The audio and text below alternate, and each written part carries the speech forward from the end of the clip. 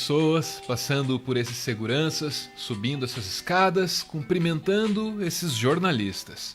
Toda essa gente entrando na sede da ONU em Nova York numa manhã de setembro de 2019 tinha uma expectativa. Certamente toda essa gente aí imaginava que a 74ª sessão da Assembleia Geral da Organização das Nações Unidas começaria discutindo meio ambiente. Faria sentido que o tópico recebesse prioridade.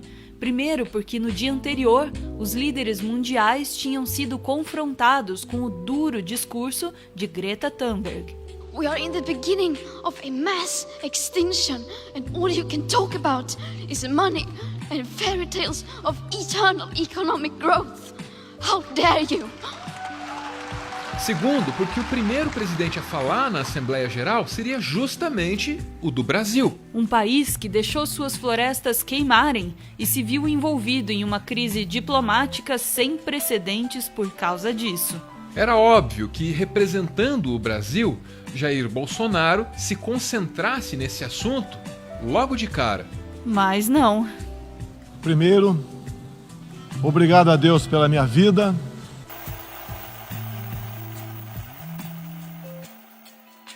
Jair Bolsonaro abriu falando sobre a ameaça socialista. Ele dedicou os primeiros minutos do discurso a menções negativas contra os governos de Cuba e Venezuela. Bolsonaro voltou a sustentar a teoria conspiratória de que os médicos cubanos que estavam atuando no Brasil tinham objetivos políticos e de guerrilha. Em 2013, um acordo entre o governo petista e a ditadura cubana trouxe ao Brasil 10 mil médicos sem nenhuma comprovação profissional. Não é verdade que os médicos não tivessem seus conhecimentos em medicina comprovados. A lei que instituiu o programa Mais Médicos em 2013 exigia textualmente os diplomas. Ainda assim, o presidente recorreu ao passado da Guerra Fria na tentativa de sustentar a ideia de que os médicos eram guerrilheiros. A história nos mostra que já nos anos 60, agentes cubanos foram enviados a diversos países para colaborar com a implementação de ditadura. Poucos minutos depois da fala de Bolsonaro, o chanceler cubano, Bruno Rodrigues, se manifestou. Ele escreveu: Eu rejeito categoricamente as calúnias de Bolsonaro contra Cuba. Ele está delirando e anseia pelos tempos da ditadura militar. Ele deveria cuidar da corrupção de seu sistema de justiça, governo e família. Ele é o campeão do aumento da desigualdade no Brasil. As menções à Venezuela não foram muito mais simpáticas que as feitas a Cuba. Em ambos os casos, o esforço foi no sentido de posicionar o Brasil como um país antissocialista. A Venezuela, outrora um país pujante e democrático, hoje experimenta a crueldade do socialismo. O socialismo está dando certo na Venezuela. Todos estão pobres e sem liberdade. O discurso contra o socialismo fez menção até mesmo ao Foro de São Paulo, uma organização de partidos de esquerda da América Latina que o bolsonarismo chama às vezes de secreta, às vezes de criminosa, sempre conferindo ao Foro, que é uma entidade real, um poder, uma influência e uma aura assim mística de segredo que são absolutamente ficcionais. O Foro de São Paulo, organização criminosa, criada em 90 por Fidel Castro, Lula e Chávez, para difundir e implementar o socialismo na América Latina, ainda continua vivo e tem que ser combatido. Depois de quase 10 minutos de queixas contra os males do socialismo, aí sim ele chegou no grande tema do dia. Agora vamos falar de Amazônia.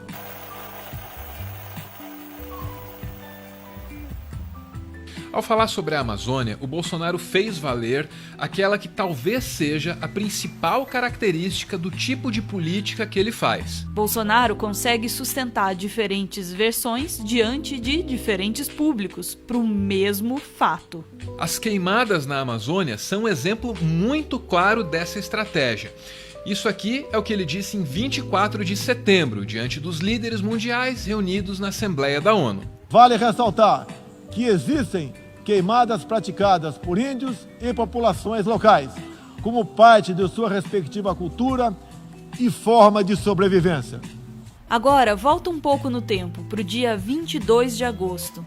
Aqui, Bolsonaro estava diante não de líderes globais, mas de jornalistas brasileiros. Nessa ocasião, as queimadas eram culpa das ONGs. E de modo que esse pessoal está sentindo a falta do dinheiro. Então, pode estar havendo, sim, pode, não estou afirmando, ação criminosa desses zongueiros para exatamente chamar a atenção contra a minha pessoa, contra o governo do Brasil. E se você voltar mais ainda no tempo, para o dia 22 de julho, a posição dele muda de novo. Nesse período, Bolsonaro dizia que as queimadas não existiam e que o INPE tinha se equivocado ao levantar os dados. Pode haver algum equívoco, pode. Em setembro, já não é possível dizer que as queimadas não existem. Até porque, a essas alturas, elas já geram uma crise diplomática com a França, por exemplo. Bolsonaro então diz que há sensacionalismo. Curiosamente, ele se refere à França de maneira indireta, sem mencionar a gestão de Macron diretamente, como ele fez nos casos de Cuba e Venezuela. Valendo-se dessas falácias, um ou outro país, em vez de ajudar, embarcou nas mentiras da mídia e se portou de forma desrespeitosa com o espírito colonialista.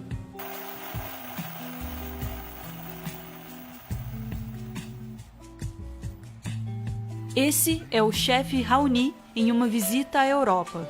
Ele é cacique do povo Kayapó, tem 89 anos, já foi tema de documentário, já se reuniu com presidentes, líderes religiosos, é uma voz ativa na defesa dos povos indígenas e está consciente do futuro que as mudanças climáticas reservam ao mundo. O chefe Raoni é cotado para o Nobel da Paz de 2020, mas não pega leve ao dizer o que ele pensa sobre o Bolsonaro. Bolsonaro, ele é para besteira, né? E de betiza. Um cacique que é recebido por chefes de Estado de todos os continentes certamente não agrada a Bolsonaro. E, justamente por isso, o presidente do Brasil usou boa parte do seu tempo na Assembleia Geral para desautorizar Raoni. Na tentativa de neutralizar o cacique, o Bolsonaro se fez acompanhar por uma garota indígena. A moça, segundo Bolsonaro, seria uma representante legítima dos povos originais do Brasil, ao contrário do cacique Raoni.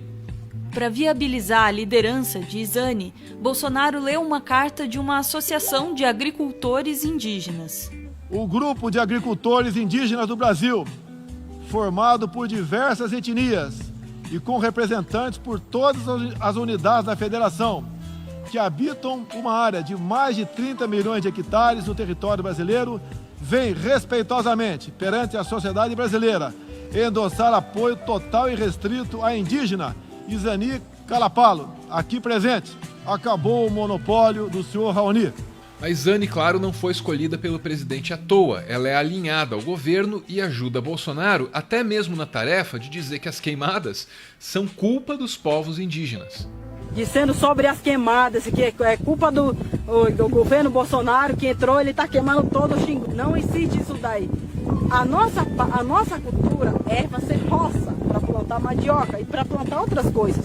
Isso faz parte da nossa cultura. A roça para limpar, para que a gente possa plantar alguma coisa lá.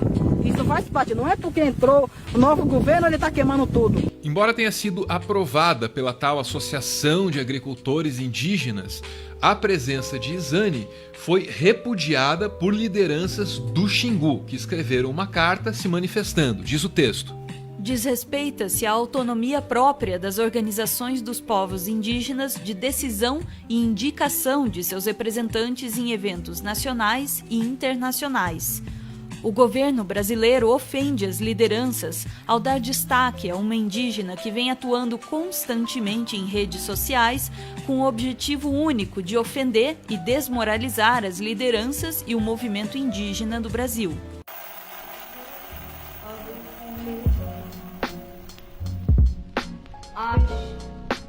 Ao contrário do que tradicionalmente acontece, o discurso de Bolsonaro não foi distribuído à imprensa com antecedência, mas também não fez muita diferença, porque muito do que constou na fala do presidente era previsível, era mais do mesmo.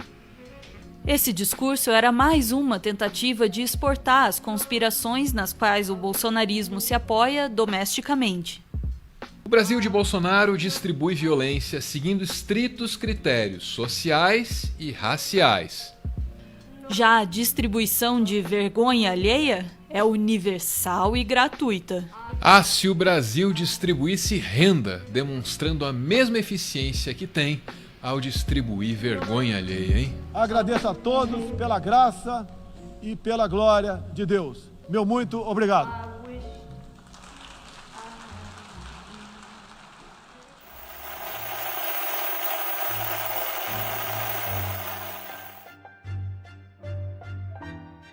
Muito obrigada por ver esse vídeo até o final. O Meteoro é mantido graças a uma campanha de financiamento coletivo.